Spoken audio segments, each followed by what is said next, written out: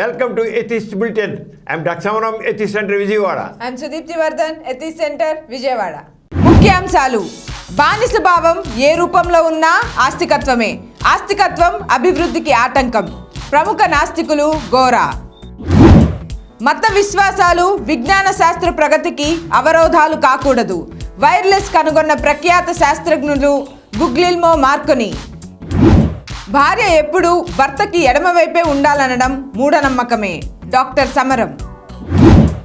భారతీయులలో స్వేచ్ఛ స్వాతంత్ర భావాలను మేల్కొల్పి ఆత్మవిశ్వాసాన్ని కలిగించి అందరినీ ఏకం చేసిన మహోన్నత వ్యక్తి మహాత్మా గాంధీ. మహాత్మా గాంధీ వర్ధంతి విశేషాలు.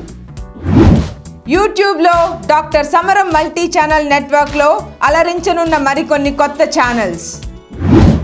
ముఖ్యాంశాలు చూశారు కదా, ఇక వాటి వివరాల్లోకి వెళ్దాం. డాక్టర్ గారు, బానిస భావం ఏ రూపంలో ఉన్నా ఆస్తికత్వమే. ఆస్తికత్వం అభివృద్ధికి ఆటంకం అన్న గోరా గారి మాటలను కాస్త వివరించండి. చూడమ్మా సుదీప్తి, చాలామందికి ఆస్తికత్వం అంటే తెలియకుండా ఏదో చాలా గొప్పది అంటారు. ఆస్తికత్వం అనేది మనిషిని పనికి రాకుండా చేస్తుంది, అల్పునుగా చేస్తుంది. ఆస్తికత్వం అంటే మనిషిలోని ఒక బానిస ప్రవృత్తి, అది గుర్తించాలి. జనరల్గా ఆస్తికత్వం ఏంటి? దేవుళ్ళో నమ్మకము లేదా అతిశక్తిలో నమ్మకము. అది ఏ మతం కావచ్చు, అది హిందూ మతం కావచ్చు, మహోదయ మతం కావచ్చు, క్రిస్టియన్ మతం కావచ్చు, ఏ మతం తీసుకో, ఏ మతం అయినా దానికి మూలం ఏంటంటే ఆ మతం ద్వారా దాని ఆస్తిక భావజాలం ఉన్నదే కదా. ఆ మతాలన్నీ కూడాను ఒక అతీత శక్తిలో నమ్మకాన్ని కలిగి, అంటే దాంట్లో అతీత శక్తి ఏంటి? మనిషి అయిపోతాడు, అల్పుడైపోతాడు. ఒక గొప్ప శక్తి, ఆ మనిషికి మించిన శక్తి ఒకటి ఉంది. అది అంచేత ఆస్తికత్వం అంటే ఒక అతీత శక్తిలో నమ్మకం. దేవుడు కావచ్చు, అంచేత దేవుడు కావచ్చు, కొన్ని అయితే పరిస్థితుల ప్రభావం అంటారు, కొంత ప్రకృతి అంటారు. అంటే మనిషి కంటే పరిస్థితులు అతను డిక్టేట్ చేస్తాయి. అలాగే ప్రకృతి అతని కంట్రోల్ చేస్తుంది. ఆరే కార్యకారణ సంబంధం, వాడు ఏమైనా పని చేసిన పనికి అన్నిటికీ ఏదో మూలం ఇంకోటి ఉంది. ప్రతిదానికి ఒక కార్యకారణ సంబంధం. ఇంకా చెప్పడానికి బయాలజీస్ జీనెటిక్స్ అంటారు. జీన్స్ ప్రకారంగానే మనమంతా ఆ జీన్స్ ప్రకారంగా మన భౌతిక రూపాలు, మన ఆలోచనలు, మన నడవడి అన్నీ కూడా జీన్స్ ప్రకారం వస్తాయి. అంటే తనకు మించిన దాంతో మనిషిని కండిషన్ చేసి పారాడు అన్నమాట. కానీ తెలుసుకోవాలి, ఇప్పుడు మరే లేటెస్ట్ వచ్చే జీన్స్ ప్రకారం మనిషి మొత్తం అంటే ఇప్పుడు జీన్ థెరపీ వచ్చింది. అసలు జీన్స్నే మార్చేసే పరిస్థితి వచ్చింది. కొత్త జీన్స్ ఏమి క్రియేట్ చేసే సైన్స్ డెవలప్ అయింది. అరగొంద కరోనా ఒక కొత్త జీన్ని క్రియేట్ చేసి యూనిసెల్యులర్ ఆర్గనైజ్లో పెట్టి దాని రూపాన్ని మార్చాడు. ఆ రంగం మనిషిలో ఇక తప్పదు, ఈ జెనెటిక్గా జన్యుపరంగా వస్తుంది కనుక ఆ వంశంలో ఆ జబ్బు ఉంది కనుక వచ్చి తీరుతే లేదు. ఈ జెనెటిక్గా సంబంధించిన జన్యు థెరపీ వచ్చిన తర్వాత ఆ జన్యుకు మొత్తం మార్చేస్తుంది. మనం ఎలాగలడు అలాగా. ఒక బలవంతైన మనిషి కావాలంటే అది చేసుకో. అసలు చావు లేకుండా కూడా చేసుకోవచ్చు. మరి జాతస్యం మరణం ధ్రువం అంటారు, ఏం లేదు. అంచేది ఇలాగా మనిషికి మించింది ఏదో ఒకటి ఉంటుంది అని చెప్పి మనిషి ఒక అల్పుడుగా భావిస్తూ కర్తృశక్తి లేకుండా అయిపోయి ఒక మరి శక్తిహీనుడిగా ఉండేది అదేంటి? ఆస్తికత్వము. అంచేత ఈ ఆస్తికత్వం ఏ రూపంలో ఉన్నా, భగవంతుడు కావచ్చు, ప్రకృతి కావచ్చు, పరిస్థితులు కావచ్చు, ఇంకోటి కావచ్చు, ఏదైనా మనిషికి మించింది ఉంది, మనిషికి దాన్ని లొంగి ఉండాలి. లొంగి ఉండడం, ఆ లొంగి ఉండడం కాదు. తాను మ్యాన్ ఈజ్ సుప్రీం, అది చేసే నాస్తికత్వం. మ్యాన్ ఈజ్ సుప్రీం కూడా. అదేవిధంగా దేవుళ్ళ నమ్మకం మనిషిలోని స్వేచ్ఛని, స్వతంత్ర శక్తిని, కర్తృత్వ శక్తిని హరిస్తుంది. కానీ మనిషిలో స్వేచ్ఛా ప్రవృత్తిని, కర్తృశక్తిని పెంచేది ఏంటి? నాస్తికత్వం. మనిషిని ఒక అల్పుడుగా చేసి దానికి ఒక బానిసం చేసి పరిచి నేను ఇంతే అనుకు చేసేది ఏంటి? ఆస్తిక భావజాలం. అది ఈ రకమైన ఆస్తిక భావం లేకుండా ఉంటే, కొంతమంది ఆస్తికులు ఉన్నారు, ఆస్తికులు కూడా చక్కగా వాళ్ళు కొంత ఆలోచించి పనులు చేస్తారు. మంచివాళ్ళు, చాలా మంచివాళ్ళు. ఆస్తికులు అంటే పూర్తిగా అందరూ నా కర్మ, నా దురదృష్టం, దేవుడు ఎలా సెలవుతుంది అని కూర్చోరు, కొంత పని చేస్తారు. చేస్తారు. అంటే నేను పని చేయాలి, నేను కృషి చేయాలి, కృషి చేస్తే నాకు ఫలితం వస్తుంది, కృషి చేయకుండా రాదు అనుకునే ఆస్తికులు ఉన్నారు. కానీ వాళ్ళలోన ఆ రకమైన ఆ కర్తృశక్తి చెయ్యాలి. భగవద్గీతలో అంటే కర్మయోగం అంటాడు. ఆ కర్మ నువ్వు పని చేయి, కానీ నువ్వు రిజల్ట్ గురించి ఆలోచించుకో అంటాడు. అంతే, వాళ్ళు కూడా పని చేస్తారు. కానీ వాళ్ళు కూడా చివరికి నీ విధి ఎలా తెలిస్తే అలా అవుతుంది అనేది కొంతవరకు వాళ్ళు కర్తృశక్తి చూపిస్తారు. కానీ చివరికి వచ్చేకల్లా కొంత ఆగిపోతారు. కాదు, నేనే అన్నిటికీ మూలం, నేను చేస్తాను. కష్టపడినా ఒక లాభం వచ్చినా నష్టం వచ్చినా నా కృషి యొక్క ఎఫెక్ట్. అంచేత ఆస్తికులైన వాళ్ళు పూర్తిగా అల్పులుగా భావిస్తూ పూర్తిగా దాంట్లో ఉండిపోతారని కాదు, గొరగలే చెప్తారు. ఆస్తికుల్లో కూడా చొరవ చూపించేవాళ్ళు ఉన్నారు, కర్తృశక్తి చూపించారు. అంటే ఆ కర్తృశక్తి చూపించడం, స్వేచ్ఛగా వ్యవహరించడం, స్వతంత్రంగా ఉండడం అనేది నాస్తిక చైతన్యం. ఆస్తికుల్లో కూడా నాస్తిక చైతన్యం ఉండబట్టే వాళ్ళు అభ్యుదయం వస్తుంది.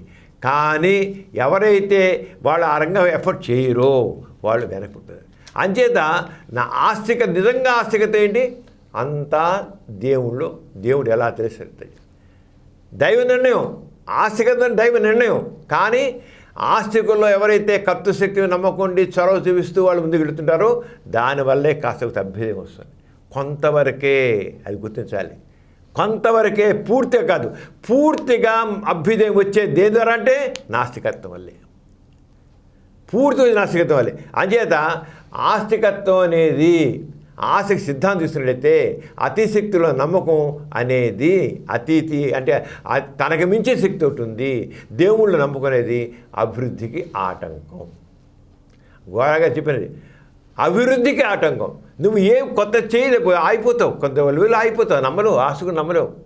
కొంత వచ్చాక ఏమవుతాయంటే వాడు ఫలితం కనబడలేదు వాడు అనుకుంటాడు, ఫలితం కనబడకు ఏం చేద్దాం, తాను ఒకటి తెలిసిన దైవం ఒకటి తెలుసునంట. అంతే దైవుడు నాతో సహకరించట్లా, నాకు అందుకే రిజల్ట్ కనిపించట్లా, ఇంకా అనవసరం అని ఆగిపోతాడు. అంటే ఎప్పుడైతే నా అనుకున్న ఆ స్పీడ్లో రిజల్ట్ కనబట్టలేదో నిప్పను. కానీ నాస్తికుడు అలా కాదు, నేను ఇంకా నా శక్తిని చూపించాలి, ఇంకా నలుగురు కూడగట్టుకు చేసుకోవాలి, ఇంకా దేవుని ప్రయత్నం చేయాలి, ఇంకా చేయాలి, చేస్తాను, ఇవాళ కాకపోతే రేపటికి సాధిస్తాను. అంచేత ఆస్తికత్వం అనేది అభివృద్ధికి ఆటంకం. ఆస్తికుడు కొంత మేరకు వెళ్ళిపోయి వాడు చిరాకు నిరాశ చెందుతాడు. వాడు నేను చేయలేను, నా చేత కాదు, నేను అల్పుండి, నేను నిమిత్త మాత్రుండి అన్న భావజాలం వాడిని పనికిరాకుండా చేస్తాయి. అంటే ఆస్తికత్వం అనేది అభివృద్ధికి ఆటంకం. ఘోరగలిపినదే పరాధీనత లేదా అల్పత్వం అది ఆస్తికత్వం అయితే, ఆరంగా కొంత ఆగిపోవడం కూడా, అభివృద్ధి లేకుండా పోవడం కూడా అదే. అలాగే అసమానతలు కూడా ఆస్తికత్వమే కారణం. పేదవాడు ఏదైనా బాగుపడాలనుకుంటాడు, కానీ వాడికి తగిన అవకాశం, కొంత సహకారం ఉండదు. లేకపోటికల్లా ఏం చేద్దాం, దేవునికి నా మీద దయ లేదు, దేవునికి నా మీద దయ లేదు, నా విధి అని కూర్చున్నాడు కల్లా ఈ సమాజంలో ఈ అవతూతులు అలాగే ఉన్నాయి, హెచ్చుతుకులు అలాగే ఉన్నాయి. అలాగే డబ్బులు అంటాడు, దేవుడు నాకు ఇచ్చాడు శక్తి అని అనుకుంటాడు. అదే సమాజంలో అసమానతలకు మూలం కూడా ఆస్తికత్వమే.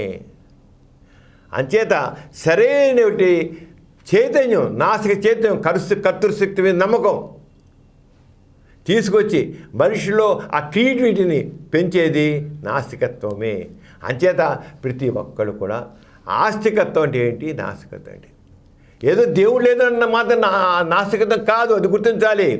నేను దేవుడు కనపడలే కనుక, దేవుడు లేరు కనుక, దేవుడు ఎగ్జిస్టెన్స్ తెలియట్లే కనుక దేవుడు లేడు అంతే, అలా కుదరదు, అది కాదు. అంతేకాదు నాస్తికత్వం అంటే దేవుడేదే అబద్ధం, ఊహ మాత్రమే తెలుసుకుని తాను అల్పుడు కాదు, ఏది జరగాలి నేనే నేనే నేనే. ఏ శక్తి కూడా విధిరాతని, కర్మని, దురదృష్టం అని ఇవి లేవు. దురదృష్టం అనేది లేదు, ఎవడిచ్చేది కాదు, నా కృషే ఫలితం అంతా నా కృషి వేరే ఉంది. అంతే, నువ్వు కృషి అయ్యి ఫలితం ఆలోచించకు అంటుంది భగవద్గీత. కృషి అయ్యి నువ్వు ఫలితం ఆలోచించకు ఉంటుంది.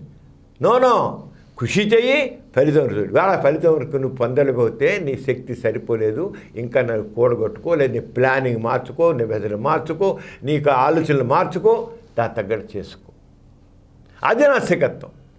అంతేగాని తాను ఒకటి దైవం ఒకటి తెలుసుకునే భావజాలం తప్పు.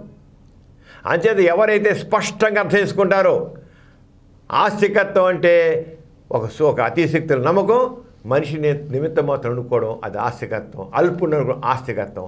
నాస్తికత్వం అంటే అతిశక్తి లేదు, దేవుడు లేదు, మనిషి కృషి ఉంది, మనిషి ఎంత కృషి చేస్తాడో అంత ఫలితం ఉంది. అంచేత తను అపజయం వచ్చినా విజయం వచ్చినా తన కృషి యొక్క ఫలితమే, తన ఆలోచన ఫలితమే, తన యొక్క క్రియేటివిటీ వల్ల ఫలితమే అనుకుంటాడు. అంచేత ఆరంగా అభివృద్ధి కావాలంటే మనుషుల్లో నాస్తిక చైతన్యం కాదు. లేకపోతే స్వార్థపరులు వాడు ఎంత దోపిడీ చేయాలంటారో, దుర్మార్గం చేయాలంటారో అంత చేస్తారు, అణిచివేస్తుంటారు. ఈరోజు సమాజంలో ఇంత హెచ్చుతగ్గులోనన్నా దోపిడీ ఉందన్నా, అణిచివేత ఉందన్నా అదంతా ఆస్తికత్వం వల్లనే.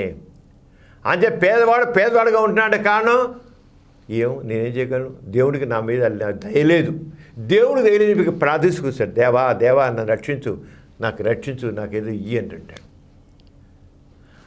అది ఎప్పుడు పోతుంది? ఎప్పుడైతే నాస్తికత్వం గురించి వారికి అర్థమవుతుందో, నాస్తిక చైతన్యం వస్తుందో అప్పుడు ఎవరికి తల గసపడలేదు. నువ్వు కృషి చేయి, నువ్వు సాధిస్తావు. ఎదురు తిరుగు, అసమానత మీద అణచివేత మీద తిరుగుబాటు చెయ్యి. నువ్వు నాస్తికత్వం అసమానత మీద, దోపిడీ మీద, దుర్మార్గం మీద తిరుగుబాటు చేసి మనిషిని నిలబెడుతుంది నాస్తికత్వం. మనిషిని నువ్వేం చేస్తావు? నువ్వేం చేయలేవు, వ్యవస్థ ఎలా ఉంది, దేవుడు ఇచ్చేది నువ్వేం చేయలేదు, ఆస్తికత్వం. అంచేత ఆరగా చూస్తే అప్పుడు సమాజంలో ఈ అణచివేత ఉండదు, ఈ దోపిడీ ఉండదు, ఈ దుర్మార్గం ఉండదు, ఈ అసమానతలు ఉండవు, ఈ అంటరాంతరం ఉండదు, ఏముండవు, హాయిగా ఉండదు. అంటే మనుషుల్లో ఎంత మేరకు నాస్తిక చైతన్యం వస్తుందో అంత మేరకు సమాజంలో సౌఖ్యం ఉంటుంది, సమానత ఉంటుంది, నీతి ఉంటుంది, నిజాయితీ ఉంటుంది. అంచేత ప్రతి ఒక్కరు కూడా స్పష్టంగా నాస్తికత అంటే తెలుసుకోవాలి. ఆరంగా తన వ్యక్తిత్వాన్ని తీర్చిదిద్దుకోవాలి.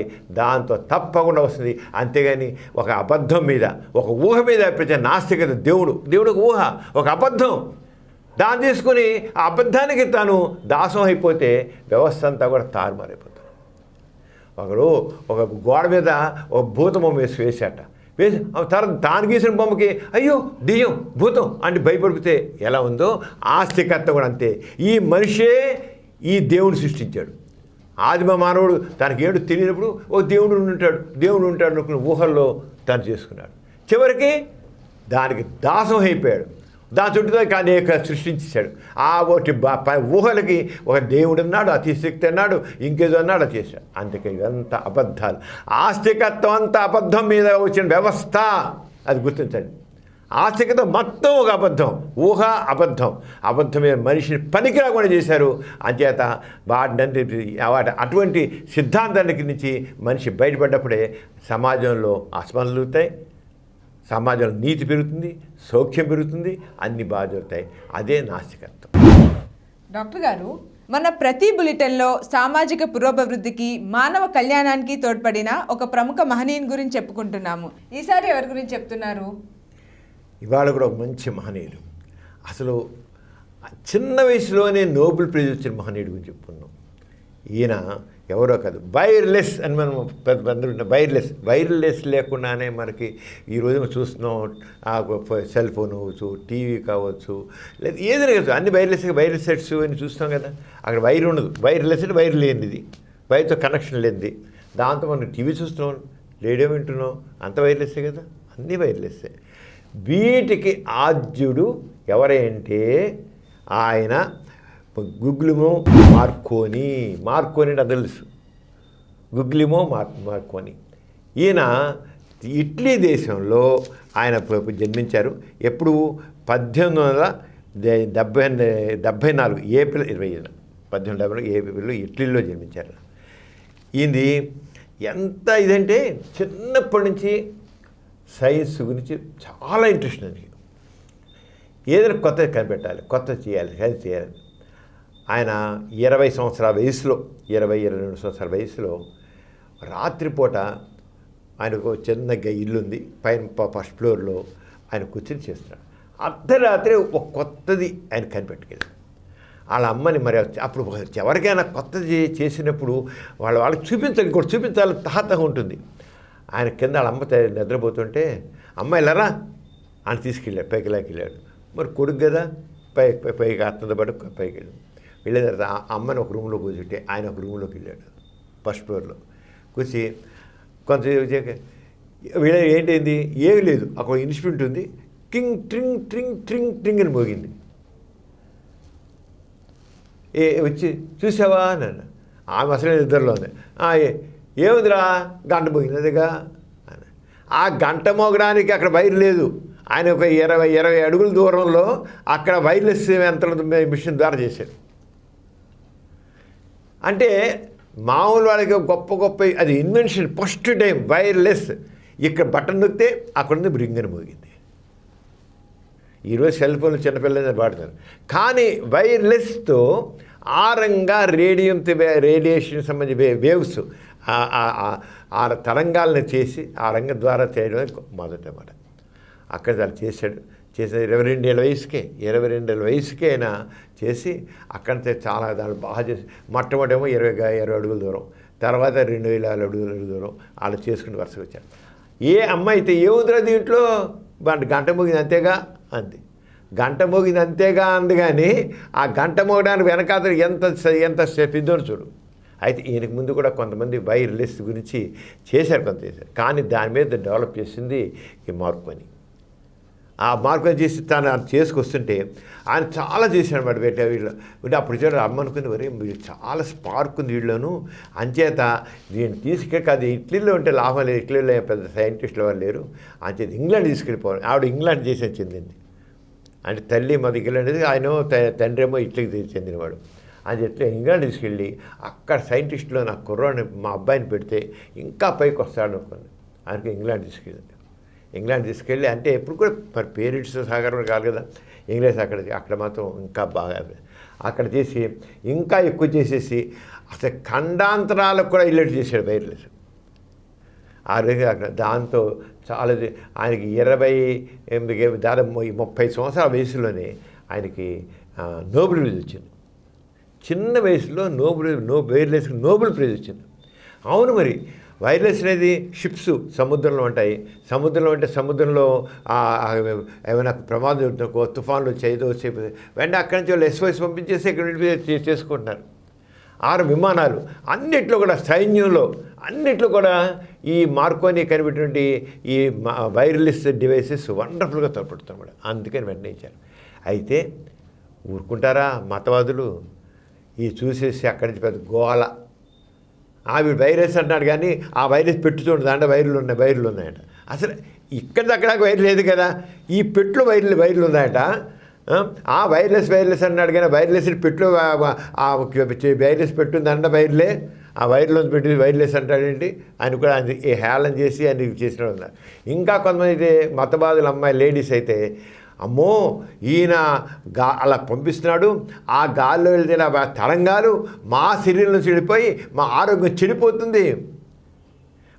చెడిపోతుంది, అంచేత దీన్ని నిషేధించాలి ఈ వైర్లెస్ని అంటే కొత్త చేయాలంటే ఇలాగా పనికిరాదు ఇది. అక్కడ లేడీస్ మా ఆరోగ్యాలు చెడిపోతాయి, ఈ వైర్లెస్ వల్ల మా ఆరోగ్యాలు చేయండి కానీ పెద్ద గగ్గోలు పెట్టారు. ఆగా కొంత లేడీస్ మతవాదులైన లేడీస్ అంటే కొత్త దాన్ని దేనైనా ఆహ్వానించడానికి మన వాళ్ళు రెడీగా ఉంటాం. అన్నిటి భయం అనొచ్చు, లేకపోతే దాన్ని ఎల్లైనా సరే కొత్త దాన్ని పెరగకుండా చేయాలి ఏదైనా సరే. అది ఆస్తిక భావజాలంలో ఉంటుంది. పెద్ద రానివారు వాళ్ళకి అంత ఆరంగా ఆస్తికుల నుంచి మతవాదుల నుంచి వాళ్ళందరి గురించి చాలా వ్యతిరేకత వచ్చినాయి. ఆయన ఈ మత విశ్వాసాలు వైజ్ఞానిక ప్రగతికి అడ్డు కారాదు, మీ విషయం పెట్టుకోండి, కానీ ఒక సైన్స్ ప్రగతి ఉంటే దానికి అడ్డుకోవడం తప్పు అని చాలా గట్టిగా చెప్పాడు.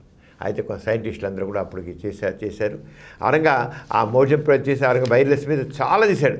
ఇక దీంతో SOS అంటుంటారు. ఈ వైర్లెస్ వచ్చాక ఎస్ఓఎస్ అని చెబితే ఏంటంటే డాట్స్ అనమాట. ఇది ఏంటి కోడ్, ఇది ఓన్లీ కోడ్ దగ్గర సిగ్నల్స్ ఆఫ్ ఎక్స్ట్రీమ్ డిస్ట్రెస్లో ఉన్నప్పుడు వస్తాం. ఏంటి 3 చుక్కలు, ఓ డాష్, మళ్ళీ 3 చుక్కలు, మళ్ళీ డాష్, 3 చుక్కలు, అలాగా ఎక్స్ట్రీమ్. దాన్ని ఏంటి చాలా ఈజీగా, దానికి అర్థం లేదు. కేవలం సింపుల్గా ఎమర్జెన్సీలో అల్లకూడదు, చుక్కలు పెట్టడం డాక్టర్ చుక్కలు కూడా అది కొట్టే ఎస్పెంట్ ఎమర్జెన్సీగా కావాలి, కొద్దిగా హెల్ప్ కావాలి. కానీ దానికి వీళ్ళు ఏం చేశారంటే ఇక దాని signal of save of soul S అంటే సేవ్ ఆఫ్ ఓంట్ of soul, save of soul అని దాన్ని కూడా ఆశలు పెట్టేశారు. దానికి ఎస్ఓఎస్ అని పెడుతూ వస్తే ఆ ఎస్ఓఎస్ని సేవ్ ఆఫ్ సోల్ అని, మమ్మల్ని రక్షిస్తుంది, మా ఆత్మను రక్షించండి అని సిగ్నల్ అంటది. దానికి ఏం అర్థం లేదు, అసలు అర్థం అనేది లేదు. కేవలం చుక్కలు, 3 చుక్కలు, డాష్, 3 చుక్కలు, డాష్, 3 చుక్కలు అయిపోయాయి.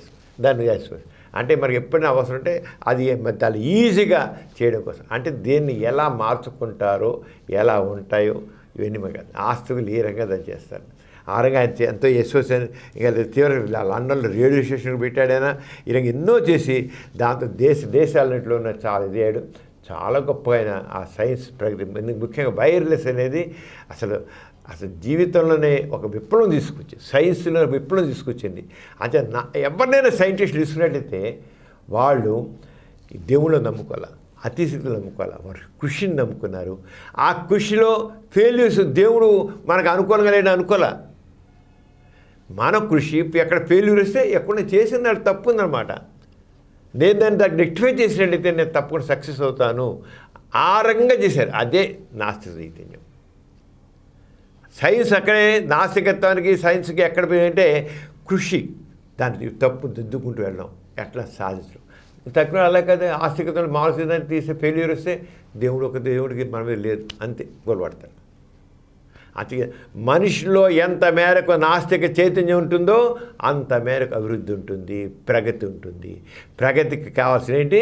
నాస్తిక చైతన్యం. నాస్తిక చైతన్యానికి ఏం కాదు, తన కృషిని నమ్ముకోవడం, ఆ కృషి. అంతేగాని ఫెయిల్యూర్ వస్తే నాకేం లేదు, నేను దేవుడికి నా మీద దయలేదు అని చెప్పారు. అంటే ఇప్పటికీ మేము చాలా సైంటిస్టులు చూస్తుంటాం, వాళ్ళు చివరికి అంతా వేసారు కదా దేవుడికి మనం దయలేదు అనుకుంటారు. అంతే, అక్కడ అయిపోయింది. దేవుడికి నా మీద దయలేదు, దేవుడు మనతో లేడు అని అలా కాకుండా ఎప్పుడైతే సైంటిస్ట్ ఎప్పుడైతే అరంగం ఉంటాడో అదే ప్రగతికి మూలం అవుతుంది.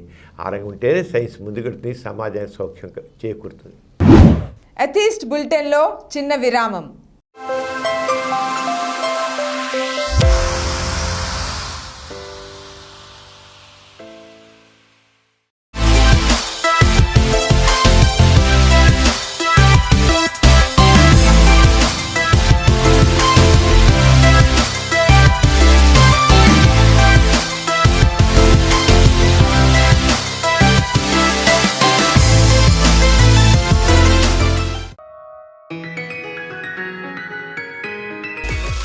డాక్టర్ సమరం మల్టీ ఛానల్ నెట్వర్క్ తరపున మీ అందరికీ స్వాగతం. ఈరోజు ఈ నెట్వర్క్ ద్వారా మరో కొత్త ఛానల్ మగువ డాక్టర్ సమరం విమెన్ ఛానల్ని ప్రారంభించబోతున్నాం. స్త్రీలలో మనం సర్వసాధారణంగా చూసే వ్యాధి పిఐడి. పిఐడి అంటే పెల్విక్ ఇన్ఫ్లమేటరీ డిసీజ్. ఎండోమెట్రియాసిస్ అనేది గర్భాశయం లోపల ఉండే పొర.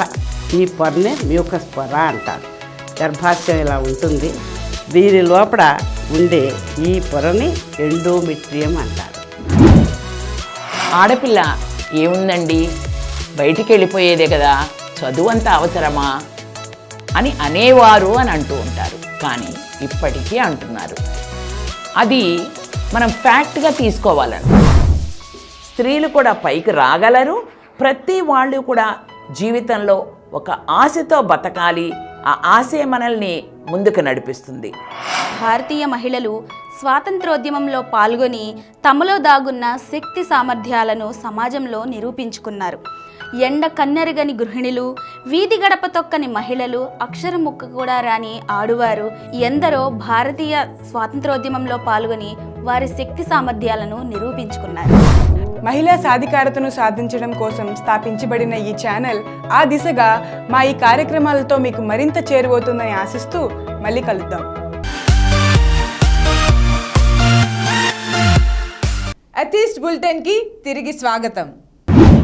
డాక్టర్ గారు, ఇటీవల మదనపల్లిలో విద్యావంతులైన తల్లిదండ్రులే దైవం మీద మంత్రశక్తుల మీద గాఢమైన విశ్వాసంతో తమ 2 అమ్మాయిల్ని డంబెల్తో కొట్టి చంపివేసిన ఘటన గురించి మీరేం చెప్తారు? సుదీప్తి, చాలా ఘోరమైన విషయం. ఈ 21వ శతాబ్దంలో కూడా ఇప్పుడు కూడా అంత మూఢనమ్మకాలు ఉన్నాయంటే అసలు మనం ఎక్కడున్నాం అనిపిస్తుంది. అందులో ఈ మదనపల్లిలో ఆ చదువుకున్నాడు ఆయన. ఒక తండ్రి ఏమో ఒక vice principal, school vice principal, తల్లి ఒక టీచరు, పిల్లలేమో బాగా చదువుకునే వాళ్ళు, ఉద్యోగాలు చేస్తున్నారు. 22 ఏళ్ళు 27 ఏళ్ళ వాళ్ళు ఉన్నారు. వాళ్ళు ఇంత ఉన్నవాళ్ళు మొత్తం ఒక దేవుడు శివుళ్ళు నమ్మకం. అలాగే వాళ్ళేమో అవంతిక, శివుళ్ళ నమ్మకం, అవంతికుల నమ్మకం. ఆ నమ్మకం ఎంత పరాకాష్ఠకి వెళ్ళిపోయినంటే చివరికి ఆ ఇంట్లో పిల్లలకి ఏదో బాగుండలేట, లేదో జరగలేట. అంచేత ఆ తల్లిదండ్రులు, ఆ తండ్రి ఏమో పురుషోత్తమ నాయుడు, తల్లి ఏమో పద్మజ, ఈ ఇద్దరు వాళ్ళకి శివభక్తులట. ఆ శివభక్తుని చేత ఆ శివుణ్ణి చేసి ఆ తల్లి నేనే శివుణ్ణి ఉంటుంది, నేనే శివుణ్ణి, లేదా నేనే అవంతికిని అంటుంది అనుకుని ఆయన కూడా అంతే. ఒక బట్టలు ఉడదీసి నగ్నంగా ఉండి ఆ నలుగురు పూజలు చేయడం, పూజలు చేసి దాంట్లో వాళ్ళకి ఎంత నమ్మకం. ఆవిడైతే ఇంకేం చెప్తాంటే ఈ కరోనా దానికంతా నా దిట్లో చూసింది, నేనే దాన్ని అంతా పోగొడతాను, వ్యాక్సిన్లు వద్దు, ఏం వద్దు, ఈ 2 నెలలు మొత్తం కరోనా అంతా పోతుంది అని వాళ్ళు మాట్లాడు. అంటే ఇది నిజంగానే మెంటల్ ఫిల్డర్స్ వాళ్ళు. విచిత్రం ఏంటి, భారతదేశంలో మెంటల్ మాటలు మాట్లాడే వాళ్ళని వాడు ఇలాంటి మాటలు దేవుడి గురించి మాట్లాడుతుంటే, దైవశక్తులు మాట్లాడితే పూజలు చేస్తారు, హారతలు ఇస్తారు. అలా కాకుండా వాడు పిచ్చి పండు మాడుతుంటారు, బూతులు మాడుతాడు, మాలు తిడుతుండకో వాడు పిచ్చివాడురా అంటారు. అలా కాకుండా నేనే శివుణ్ణి, నేనే దేవతని, నేను వెంకటేశ్వరని, నేనే కనకదుర్గున్నానుకో, కొబ్బరికాయలు కొడతారు, హారతలు ఇస్తారు, చుట్టూ జనం చేరుతారు, పసుపు కుంకుమలు పెడతారు, నానా అంగావా చేస్తారు. ఒక పిచ్చి మాటలు మాట్లాడినా ఒకటే, ఇదేనొకటి. ఇది మెంటల్ డిజార్డర్. మెంటల్ డిజార్డర్ అనేది ఒక మానసిక జబ్బేది. దీని పారానాయిడ్ అని, దీని డెల్యూషన్ డిజార్డర్స్ అంటారు. డెల్యూషన్ డిజార్డర్ ఒక భ్రాంతి. ఆ మైండ్ చెడిపోతుంది అన్నమాట. వాళ్ళు కొంతమందికి అయితే అసలు కనబడుతుంటాయి, దేవతలు కనబడుతుంటారు, అల్లుడు కనబడుతుంటారు, వాళ్ళు కళ్ళ మీద కనబడుతుంటాయి. బ్రెయిన్ పాడైంది అక్కడ వల్ల హాల్యూసినేషన్స్, ఇల్యూషన్స్ అంటాం. ఏం లేకుండా కనబడుతుంటాయి, అవన్నీ కనబడుతుంటాయి. అలాగే వినబడుతుంటాయి మాటలు, ఓంకారం నాకు వినపడుతుంది, దేవుడుగా ఓంకారం నాకు వినపడుతుంది అంటారు. ఆడిటరీ ఇల్యూషన్స్, అవన్నీ కూడా డెల్యూషన్ డిజార్డర్స్. ఒక భ్రాంతి అక్కడే ఉండదు. అలా ఒక ఒంటి మీద నాకేంటి అంతా ఏదో గంధం పూసినట్లుంది, సెంటు పూసినట్లుంది అంటే అలా గొంగళ పురుగులు పాకుతాయంటే అది జబ్బు అంటారు. అదే హారత ఒంటి మీద గంధం పూశారు, నాకు ఎలా చేశారంటే అమ్మ దేవుడు పూస్తాడు అంటారు. ఇవన్నీ జబ్బులే, ఇవన్నీ డెల్యూషన్ డిజార్డర్స్ అంటాం. ఆ డెల్యూషన్ డిజార్డర్లో ఈ మదనపల్లి చెందిన పురుషోత్తమ నాయుడు మెంటల్ పేషెంట్స్, ఆ మెంటల్ పేషెంట్స్ దగ్గర చేశారు. ఆ పిల్లలిద్దరిని చంపేస్తే, తలకాయ పగలబడి చంపారిస్తే వాళ్ళు మళ్ళీ 24 గంటలు లేచి కూర్చుంటారట. ఎలా అంత చదువుకునే వాళ్ళు కూడా. అంటే కార్ల్ మార్క్స్ అంటారు, మతం మత్తు మందు, 100% ఇక్కడ తెలుసు. ఇలాంటి సంఘటన ఎన్నో చూస్తున్నాం. మతం మత్తు మందు. మత విశ్వాసాలు, దైవ విశ్వాసాలు మనిషిని పనికిరా కూడా చేస్తాయి, పిచ్చి వాళ్ళు చేస్తాయి. ఒక ఇల్యూషన్, రిలీజియన్ ఇల్యూషన్ లేనిది ఒక మనిషి పనికిరాకుండా చేసేస్తాయి అన్నమాట. బుర్ర చెరగొట్టేస్తాయి, పిచ్చి వాళ్ళు చేస్తుంది.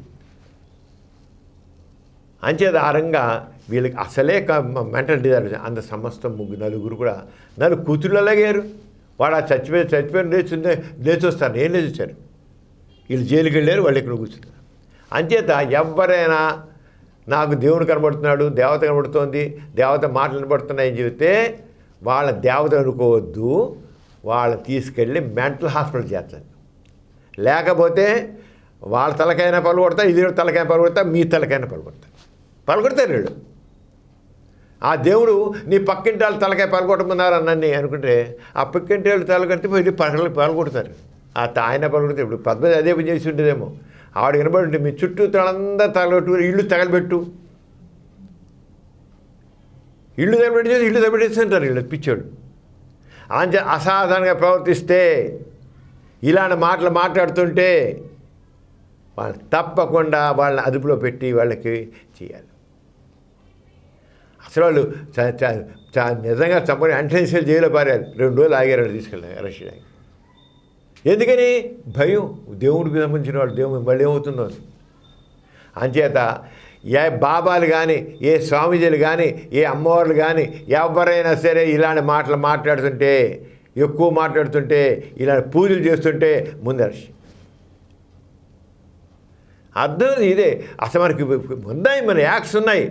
మ్యాజిక్ రెమెడీస్ యాక్ట్ అని ఉంది మనకి.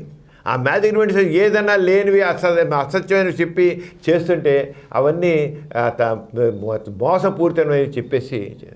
మన మహారాష్ట్రలో కూడా ఒకటి అలాగే ఇలాంటి ప్రకటనలు చేస్తుంటే కూడాను ఏదో మా లేదా తాయితీలు ఇస్తాను, లేదా యంత్రాలు కడతాను, లేదా శివలింగాలు ఇస్తాను, ఉంగరాల గురించి చెప్తాను, అవన్నీ మ్యాజిక్ రెమెడీస్ యాక్ట్. ఇది ఏం లేదు. ఆ యాక్ట్ ప్రకారం అరెస్ట్ చేయని చెప్పి చేశాను. ఆ టీవీలో యాడ్ ఇచ్చిన క్వశ్చన్ అది. కానీ ఈరోజు ఏంటంటే అడిగేవాళ్ళు ఎప్పటికల్లా ఇలాంటివన్నీ చాలా పెద్ద. అంచేత మదనపల్లి ఇన్సిడెంటు మనకి అర్థమయ్యేది ఏంటంటే, తెలుసుకోవాల్సిన అంటే ఇవన్నీ కూడా పిచ్చి వాళ్ళ ప్రవర్తన, వైపరీత్యం, మెంటల్గా వచ్చేయంటే వైపరీత్యం. దీన్ని తప్పకుండా చెక్ చేయాలి. వీళ్ళు మెంటల్ హాస్పిటల్ చేర్చాలి. కానీ వీళ్ళని పెట్టి జనం మధ్య ఉంటే చాలా ప్రమాదం. ఎదుటి వాళ్ళ ప్రాణాలు తీస్తారు వీళ్ళు. అది ఎక్కడైనా సరే దైవం ఇలాంటి కబుర్లు చెబితే ఎవడైనా నాకు రాయిలో కూడా దేవుడు కనబడుతున్నాడు, నేను ఎక్కడ చూసినా దేవుడు కనబడుతున్నాడు, నా చెవులు కనబడుతున్నాయి, తప్పకుండా డెల్యూషన్స్ అని చెప్పేయాలి. తప్పకుండా అనుకోవాలి. అంతేగాని మొత్తం కొడితే దేవుడు కొడతాడు, దేవుడు పూర్తున్నాడు, ఎవరైనా దేవుడు పూర్తా అని చెప్పి చేస్తుంటే పూనకాలు పూతుంటే మెంటలాస్ వీళ్ళు. వాళ్ళకి హారతగా ఇవ్వాల్సింది కొబ్బరికాయలు కొట్టడం కాదు, ఇంకోటి చేసింది వాళ్ళు తీసుకుని మెంటలాస్ చేస్తారు. లేకపోతే ఇలా ఊరుకుంటుంటే మా సమాజం ఇంకా ఇలాగే తయారొస్తుంటారు, ఇలాగే హంతకులుగా మారుతారు వీళ్ళు. డాక్టర్ గారు, భార్య ఎల్లప్పుడూ భర్తకు ఎడం వైపే ఉండాలని అంటారు. ఈ విషయమై మీరేమంటారు? ఇది కేవలం మూఢనమ్మకం అంటారు. మూఢనమ్మకే, అర్థం లేనిది అసలు. ఈ జెండర్ డిస్క్రిమినేషన్. మగవాడేమో ఆడదాని కుడివైప, మగవాడికి ఎడమవైప. ఏమిటిది? ఒక ఫిక్స్డ్ ఎవరి అవకాశం ఉంటే ఎలా వీలుగా ఉంటే అలా ఉంటారు అంతే. ఇవాళ భార్య ఒక సమయంలో ఎడమైపు ఉండదు, కుడివైపు ఉండదు, ఎవరు వీలుంటే అది చేస్తారు. ఎక్కడ కూర్చోడానికి అవకాశం ఉంటే కూర్చుంటారు, నిల్చుంటారు. అంతేగాని దాన ధర్మాలు చేసేప్పుడు, పూజలు చేసేప్పుడు, యజ్ఞాలు చేసేప్పుడు తప్పనిసరిగా భార్య భర్తకి ఎడమైపే కూర్చోవాలి. అది రూలా? ఎందుకు ఎక్కడ కుడివైపు కూర్చొని ఏమవుతుందంట? అనర్థం కలుగుతుందంట. ఆ చేసే దాన ధర్మాలు చేస్తే పుణ్యం రాదంట. మగవాడికి ఎడమవైపు లేకుండా కుడివైపు ఉంటే దాన ధర్మాలు చేసినా, యజ్ఞయాగాలు చేసినా అప్పుడు కూర్చొని దాని ఫలితం ఉండదట. అంచేత ఎడమవైపు ఉండాలి. దీనికి కథ ఇంకెంత అంటే ఎంత కథలంటే, బ్రహ్మదేవుడు మరి తనలో నుంచి ఎడమ భాగాను ఆడదానిగాను, కుడి భాగానేమో మగవాడిగాను చేశాడు బ్రహ్మదేవుడు. అలాగే ఇక శ్రీ మహావిష్ణువు తన భార్య శ్రీ మహాలక్ష్మిని తన ఎడమ స్థానంలో పెట్టాడు. అంటే ఆ శ్రీ మహావిష్ణువుకి ఆ మహాలక్ష్మి ఆయనకి ఎడమవైపు ఉంటున్నాడు. ఆ దేవుడికి అలా ఉంది కనుక అదే రూల్ ప్రకారం ప్రతి చోట భార్య మగవాడికి ఎడమవైపు ఉండాలి. కుడివైపు ఏమవుతుంది అనేది ఒకసారి ప్రశ్న చూస్తారా? నో. అది రూల్, ఆచారం, సాంప్రదాయం, పద్ధతి రాసింది, శాస్త్రాల్లో రాసింది. శాస్త్రాలు నోటుకు వచ్చి రాసిపరిచారు, పనికిరాని చెత్తంతా రాసిపరిచారు. ఆ శాస్త్రాలు కాదు, పనికిరాని కబుర్లు అవి. నేను అంచేది ఈ రంగా సరే. అందుకని ఎవరైనా సరే ఎప్పుడైనా అంటే ఎందుకు, ఏమిటి, ఎలా, ఏమవుతుంది పేర్చుకోండి, ఏమవుతుంది, ఏమవుదు. కానీ భయం. ఎడపై కూర్చోవాలి, ఇలా కూర్చో, ఇలా అంటాడు మూడు. ఎలా కుడి ఇలా అంటాడు, కొంప మునిగిపోయినట్లుగా. పైన కుడే పొంట ఏం చూస్తాయి, ఎడమ ఎందుకు ఉండాలి అనసుగా అందు. ఆమె కూడా పెద్ద పొరపాటు విభజించింది. అంటే మనుషులు ఈ శాస్త్రాలు వేసంటే మనుషుల్ని అసలు ఆలోచన కూడా చేసేసి పనికిరాని కూడా చేసి పరిస్థితి.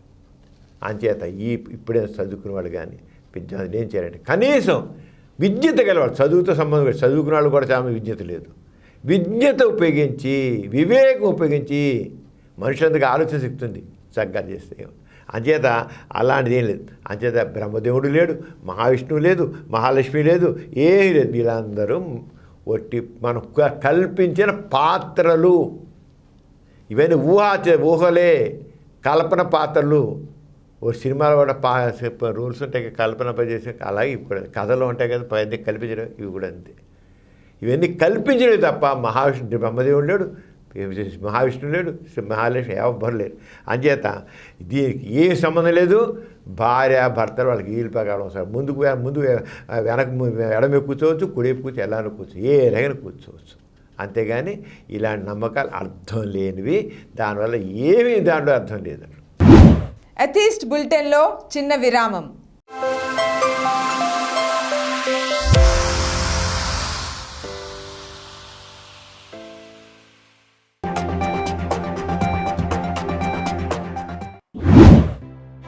భారతీయ తత్వశాస్త్రం మిగతా దేశాల్లో అభివృద్ధి చెందినటువంటి తత్వశాస్త్రాల కన్నా ఎలా భిన్నమైంది, అసలు భారతీయ తత్వశాస్త్రం ఎక్కడ మొదలైంది, ఎలా మొదలైంది?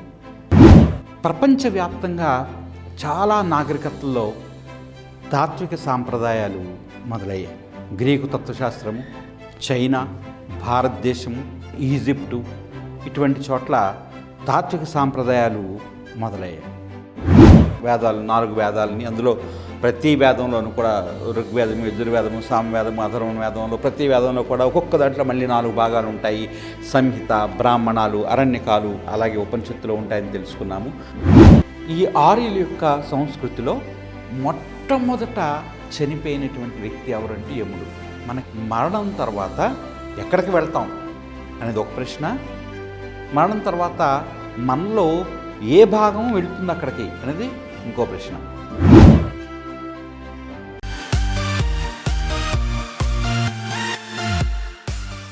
ఎథీస్ట్ బులెటిన్కి తిరిగి స్వాగతం. జనవరి 30న మహాత్మా గాంధీ వర్ధంతి సందర్భంలో నాస్తిక కేంద్రంలో నిర్వహించిన కార్యక్రమ వివరాలు తెలుసుకుందాం.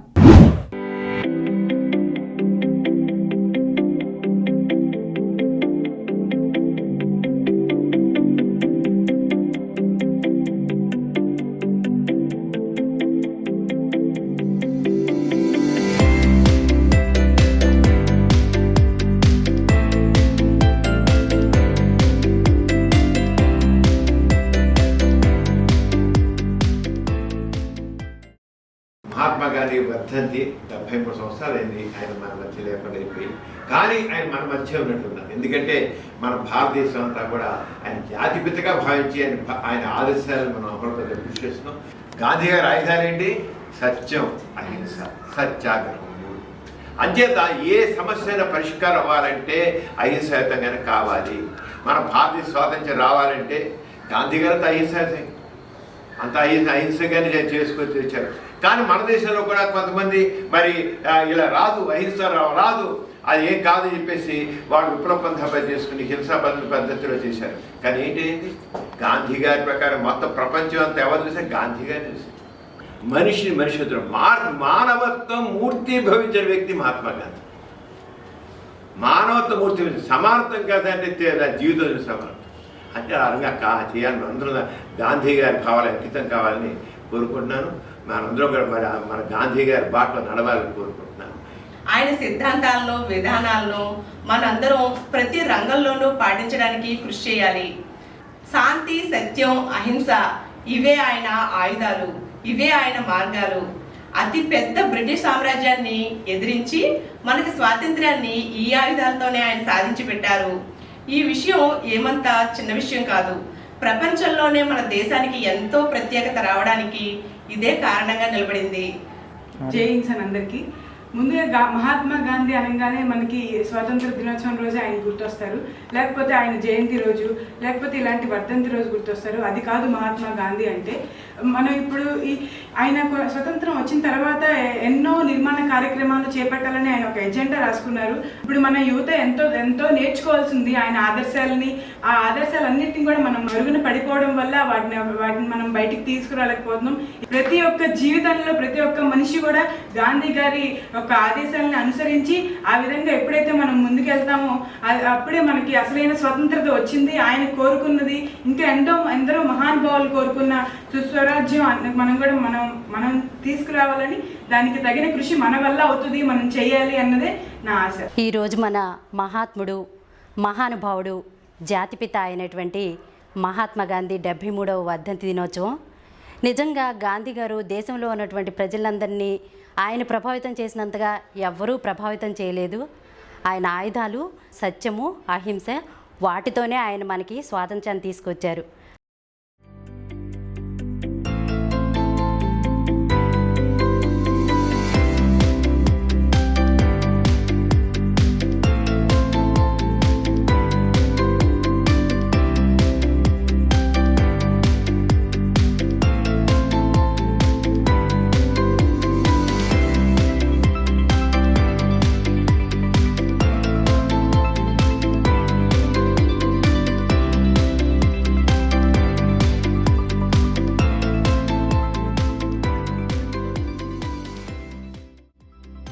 మహాత్మా గాంధీకి మహాత్మా గాంధీకి సుదీప్తి, ఇవాళ చాలా విషయాలు తెలుసుకున్నాం.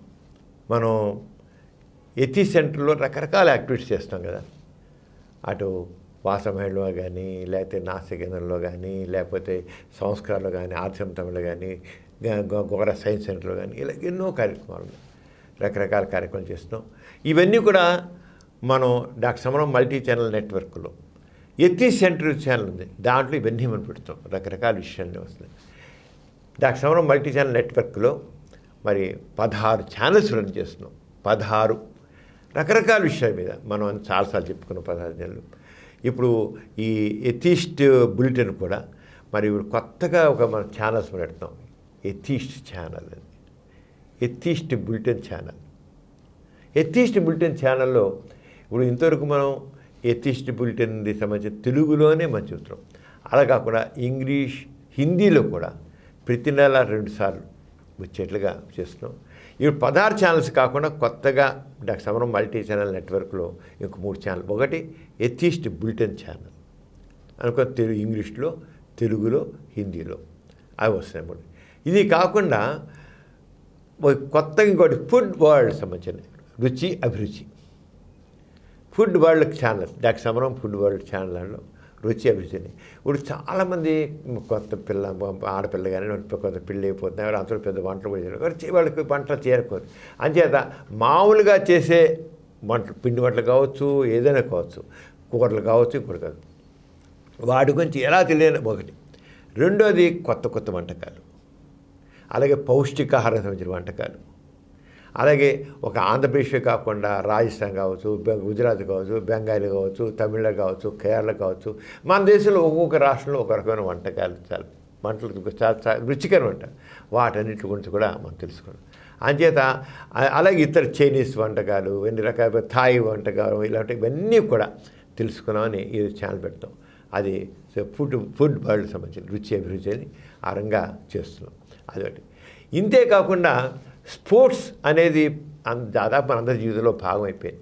క్రికెట్ అంటారా, ప్రపంచం అంతా మరి క్రికెట్ ఎక్కడ జరుగుతుంది, టోర్నమెంట్ జరుగుతుందంటే ఇంకా ఇంటర్నేషనల్ టోర్నమెంట్ జనాలందరూ ఇది. అంచేత స్పోర్ట్స్ ఛానల్ ఒకటి పెడుతున్నాం. ఆ స్పోర్ట్స్ ఛానల్లో మరి స్పోర్ట్స్ న్యూస్ ఉంటుంది, అలాగే స్పోర్ట్స్ కామెంట్ జరిగిన స్పోర్ట్స్ మీద విశ్లేషణ ఉంటుంది, అలాగే స్పోర్ట్స్ పర్సనాలిటీతో ఇంటర్వ్యూస్ పెడతాం. ఇప్పుడు ఈ రంగా 3 కొత్త ఛానల్స్ ఈ నెల నుంచే, ఈ ఫిబ్రవరి నుంచే మొదలైపోతున్నాయి కొత్త ఛానల్. అంటే ఇప్పుడు ఇంత 16 ఛానల్స్, ఇంకో 3, ఆ 3 ఛానల్స్ ఇప్పుడు ఈ ఫిబ్రవరిలో మొదలెడుతున్నాం. అవన్నీ చూడండి. అంత రకరకాల విశేషాలు అన్నీ కూడా తెలుసుకోవాలి. అందరికీ అన్ని రకాలుగా మనం ఒక విషయ జ్ఞానాన్ని సంపాదించాలని ఒక ఒక ఒక కొత్త ఆలోచనలు ప్రవేశపెట్టాలని ఆరంగం చేస్తున్నాం. మరి ఎథిజం ఏదైతే పాజిటివిజం హిందీ ఛానల్ ఉంది, పాజిటివిజం తెలుగు ఛానల్ ఉంది, పాజిటివ్ ఇంగ్లీష్ ఛానల్ ఉంది, అలాగే ఇథిక్స్ ఛానల్ ఉంది. ఇలా రకరకాలుగా అన్ని ఛానల్స్ ఏది కావాలంటే అది చక్కగా అందరికీ ఉపయోగపడే విజ్ఞానదాయకంగా ఉండేట్లుగా అందరికీ తోడ్పడే విధంగా చేస్తున్నాం. అందరు చూడాలని కోరుతున్నాం. మీరు ఇంకా మీకేమైనా మీ సూచనలు సలహాలు ఉంటే ఇవ్వాల్సిన కోరుతున్నాం. మరి ఇవాళ సెలవు తీసుకున్నాం. జై ఇన్సాన్. జై ఇన్సాన్.